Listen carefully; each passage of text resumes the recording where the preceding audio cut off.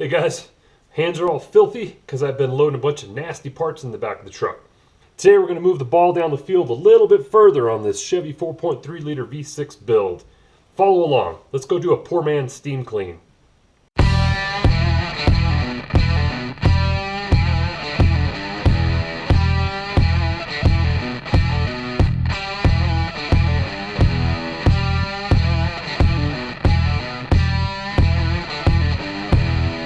Okay, well, it's too bad I didn't film the debacle of putting this thing in the back of the truck. It's not that heavy, but it's really not that light either. And at one point it was on the ground, it was ugly, but it's here. We got it in there, and I'm mostly in one piece still. So here's how this is gonna work tonight. The poor man's steam clean. You know, sometimes you get parts that just don't fit in the dishwasher at home, and you don't want to go take them down to the steam cleaner. So what's a guy to do? Well, sometimes you can take the old pressure washer and hook it up to a warm water source. Like I know at my house, I can run a hose right out of the in the laundry room, which is just inside the garage, to the hot side of like my washing machine. Put the hose there and run that through the pressure washer, and that actually rips. It does a pretty good job running hot water on something.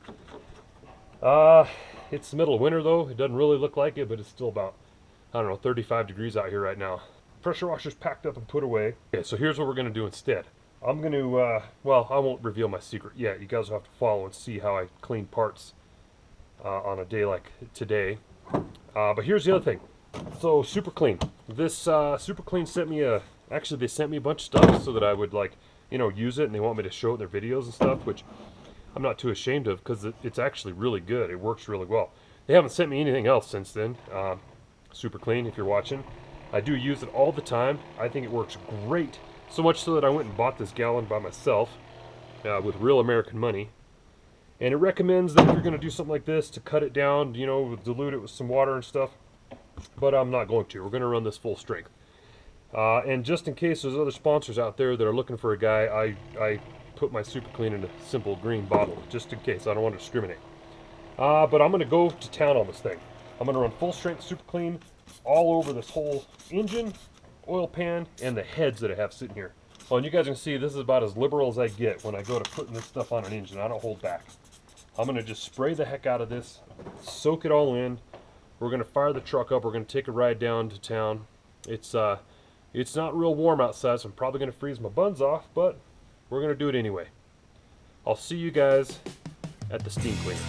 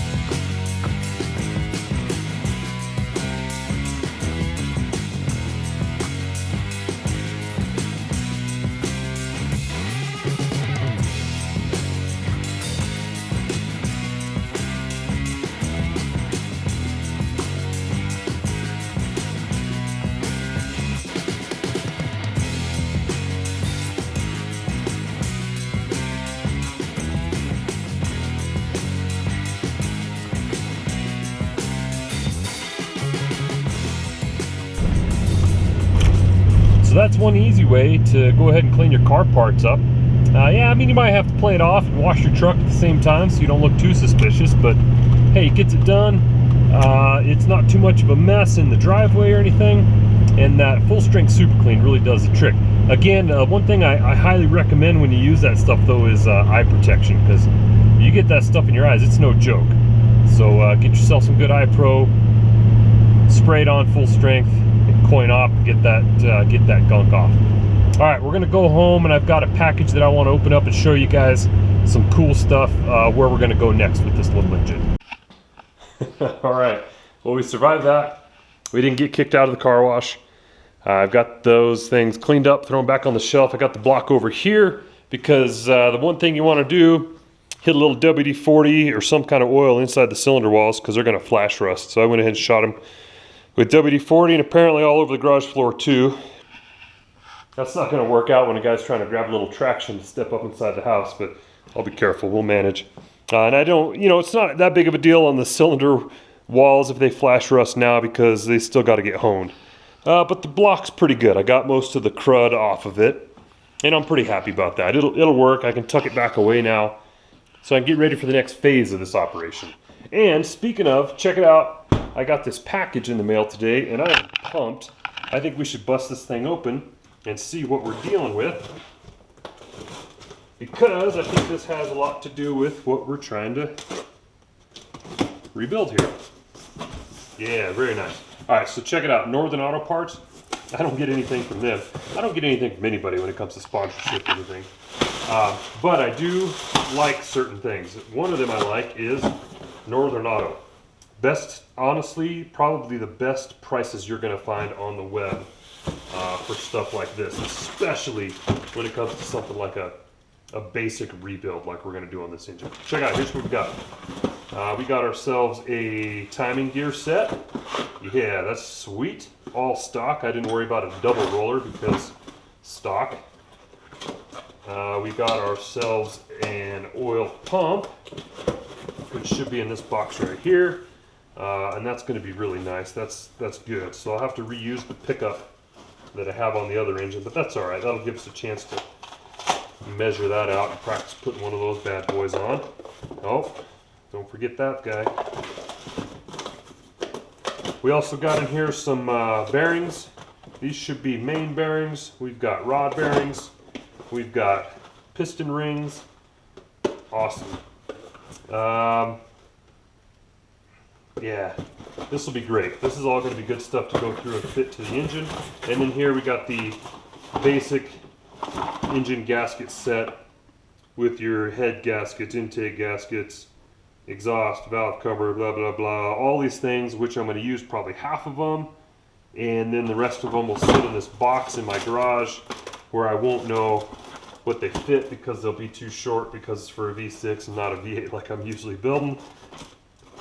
I don't know what year they came out with these molded one-piece oil pan gaskets, but those are the best, man. Talk about taking some of the guesswork out of sealing the corners on those, on the oil pan. And I got a little mystery tube. What did we get in here? Oh, the key ingredient, plastic gauge. Now you guys know my secret on how we're going to make this a quick rebuild and get it together quick. Usually I like to do the blueprint, measuring everything, insides of bearings, outsides of journals, doing math, running it down just to the T, but we're not going to do that on this one. I've got stock everything because that's what came out of it, was standard. I did do some measuring on the crankshaft journals and everything seemed to be in spec, so I just went with standard. Same thing for my pistons. So we're just going to slap it together with the standard stuff. Put some plastic gauge on there. There's some rebuild lube. And then we're going to put this thing together. Okay, that's pretty good for now. The next thing I'm going to do before I call it a night is throw, I think, all my pistons in my container here with a bunch of more of super clean so I can get those soaking overnight, because we're getting ready to put this thing together. So make sure you hit the subscribe button if you haven't done so. Click a few more videos that are going to pop up here in a little bit. Watch more of this V6 build. Watch some more of the hot rod, that kind of stuff. Entertain yourselves. Tell a friend. I sure appreciate your guys' support. Come back next time. Let's put this thing together.